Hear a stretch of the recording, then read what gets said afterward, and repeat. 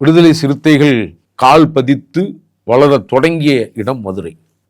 மதுரையில் இன்றைக்கு விளக்கில்லாத ஒரு ஊர் இருக்கு.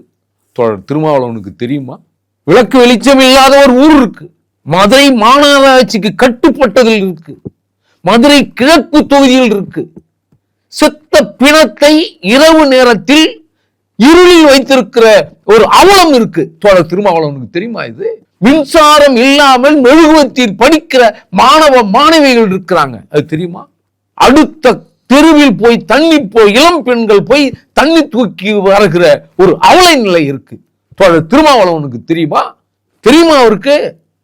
1987 புரட்சித் தலைவர் எம்ஜிஆரால் கொடுக்கப்பட்ட பட்டா, அது காடுன்ற இன்றைக்கு உண்மையிலேயே நிஜக்காடு, தீர்த்த காடு. அந்த ஊரை பத்தி தெரியுமா தோழர் திருமாவளவனுக்கு?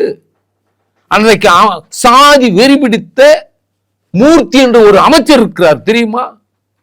எங்கேயாவது இரவில் இருளில் இறந்தவர்களுடைய பிணத்தை வைத்து அடக்கம் செய்ய முடியாமல் அந்த பிணத்தை வைத்து இரவு முழுக்க கண் விழிக்க முடியுமா? ஒரு அரை மணி நேரம் மின்சாரம் போச்சுன்னா நம்ம என்ன துடியா துடிக்கிறோம். இன்றைக்கு மின்சார வசதி இல்லை.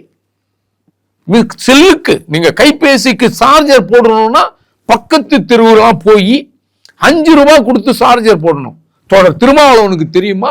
இல்ல அமைச்சர் மூர்த்தி அவர்கள் எந்த இடத்துல இதுல தலையிடுறாரு? எது அவர் அதிகாரிகளை தடுக்கிறாரு.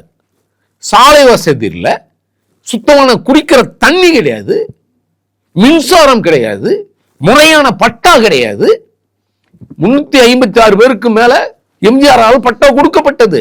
திரு மூர்த்தி அவர்கள் காகிதம் சுண்டல் மடிக்கிற பேப்பரை போல கொஞ்சம் பேரை கூட்டிட்டு தீர்த்தக்காடு மக்களை கூட்டிட்டு போய் துணை முதல்வரை கூட்டிட்டு போய் வச்சுக்கிட்டு பட்டா தரேன் பட்டா தரன்னு சொல்லி ஏமாத்தி பித்தலாட்ட வேலையை திரு மூர்த்தி அவர்கள் செய்திருக்கிறார் தெரியுமா?